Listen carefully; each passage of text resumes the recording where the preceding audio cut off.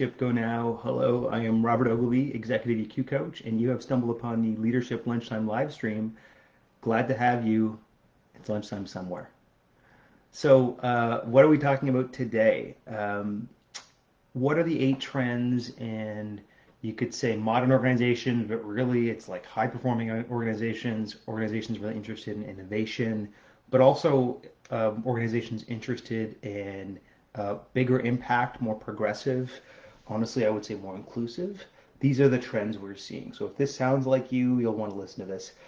This is actually, and some of it may blow your mind, but I suspect a lot of it won't. It's just great to hear it crystallized to be reminded that everyone else wants this too. And of the many gifts and opportunities that come out of this horrible pandemic, one of them is that we are drastically rethinking the nature of how we want to work and how we should rejigger our economy so that this makes sense for people and communities and allows good industry, good innovation to flourish. Right? These are tough nuts to crack. Okay. So, what are these trends? So you'll see there in the post itself, you'll see it there. But the first one is going from profit to purpose and values. Okay, so why is this important? Profit is a means, but it's not a goal. And I think this is also you might say at its worst, you could say capitalism run amok, but it really is just even if an organization is incredibly good at being profitable, so what? To what end, right? And those are the big. You could say noble purpose. Simon Sinek would now use terms like the big infinite game you're playing. That's the big long-term stuff which is going to get you going. This is also a great reminder that on a personal level, money really stops motivating us after about 75K a year, right? And certainly, motivates some people a bit more, and there are some personality differences there. But like it's a known thing that once you have your basic needs met, it's more, well, it's your other needs, right? It's your relationships, it's your sense of quality in life, it's making sure you have your health and well-being, and it's other things that come together to really spur you on to something. And so if you're not crafting something purposeful into your work and it's money for the sake of money, that's a recipe for, personally for burnout, but organizationally, yeah, it's rather soulless, right? It doesn't lead anywhere, and it starts to feel very repetitive. I often personally see this in people that work in professional services and consulting for a long time because all they end up doing is billable hours and grinding themselves to death to work on their client projects. It's a pie eating contest, and at the end, if you eat pie well, all you get is more pie, right? And we can do better than that. Okay, trend number 2. Hierarchical pyramids, they are dying in lieu of networks of teams, interconnected teams. And this has to do with not just we want better team ops, but we are rightly questioning the value of all these added levels of middle. It could be middle management or these added roles in between. We also need to become just a lot more adaptable, and so there's less value to hierarchy when we know we need to move faster. So this isn't just a matter of efficiency; it's a matter of agility. Back to this point about network of teams, the real trend I'm seeing now is that I think people reasonably know or can find resources how to do agile in a single team, which is it's a way of operating, right? It's an ops method. You work in these sprints, you have daily scrums, you deal with the backlog, you have a scrum master to help you learn your lessons, and that's separate than the person who actually owns the product. Okay. But the real thing I'm seeing now is systems that are trying to grapple with what agile really means when you have a whole bunch of teams, the whole organization going agile, because it's revealing what can often be the headlessness of the business strategy underpinning things, right? So you could become excellent and very adaptable at ops, but if your strat is still bad of why you're doing what you're doing, like that's going to quickly get revealed, right? So there's one other word I want to throw out here while we're on the topic of hierarchy. I actually think that one of our trends here, and this starts to actually get into age trends and demographics, is an classically an overemphasis on seniority as an indicator and really a poor indicator of future performance, right? And which actually becomes an equity thing. I actually just finished writing an HR article for Cutter about that, which you guys will see soon. But anyway, that's another big reason why the hierarchy is dying, is that when you actually realize how an individual, how a team can perform better and how to accomplish that better, there's a lot more disconnect in terms of seniority and who are the people actually killing it, right? And it's causing basically equity issues for everyone. I'm gonna check my time here because I'm realizing I might not be able to get through all of these. So what are we, about 4.5 minutes? Okay, we can probably do a couple more, which probably means we'll break this into two videos. So I should say the 8 trends you need to know, part one, part two to come probably tomorrow. Okay. Third, directive leadership in lieu of supportive leadership.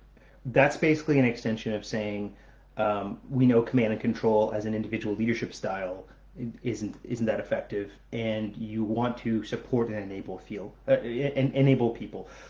think when they're saying supportive leadership here, the classic, rather evidence-based approach at this point we would call transformational leadership. So just to clarify what transformational leadership is, the goal is to develop and transform the talent around you to build up their capacity, which ultimately allows you to delegate and include other people in the process. So, I mean, in some sense, if you're doing your job well as a transformational leader, you have so much trained up and developed the people and the team processes around you, the org processes, that you could actually kind of be very laissez-faire. Now, obviously, if you have your stuff together, you're not going to actually be laissez-faire. You're going to be working on the business. You're going to be doing cool higher level strat stuff, which is super exciting. Or ramping up other teams. I know a lot of agile coaches that'll do that. They'll work with teams for a certain amount of time.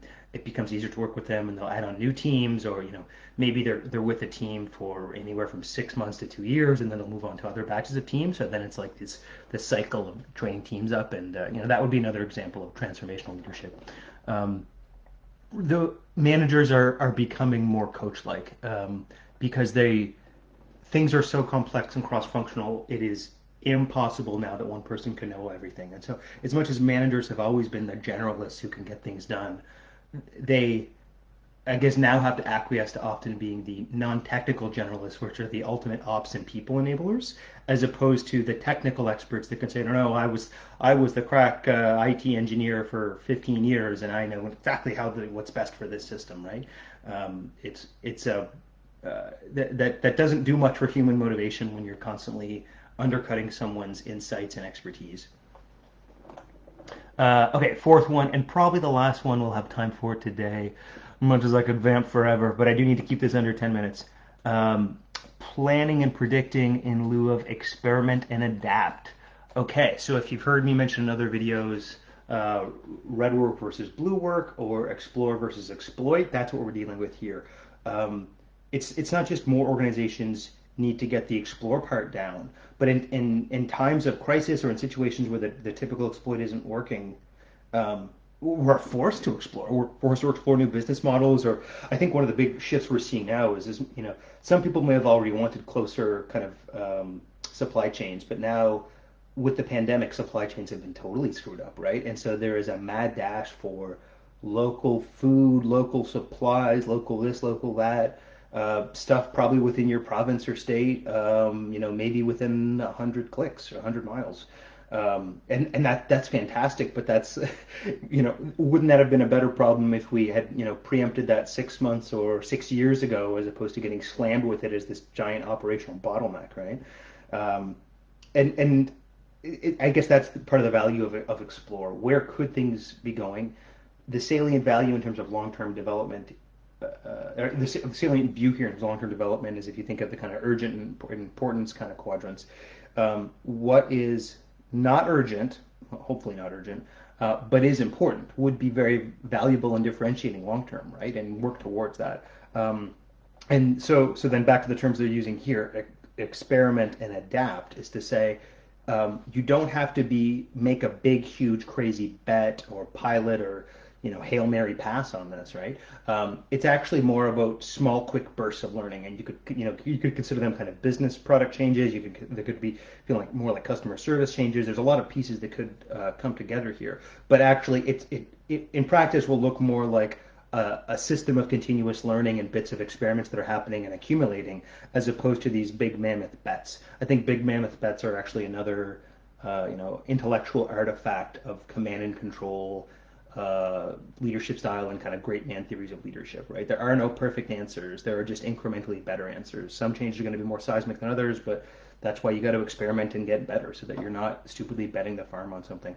I could vamp forever, but that is good enough for now. I will see you guys tomorrow with the other half of these, and I hope you learned something. So again, these are trends that if you want to be innovative and impactful and purpose-driven, you got to get on top of. I'll see you guys later. Again, Robert Ogilvy, Executive EQ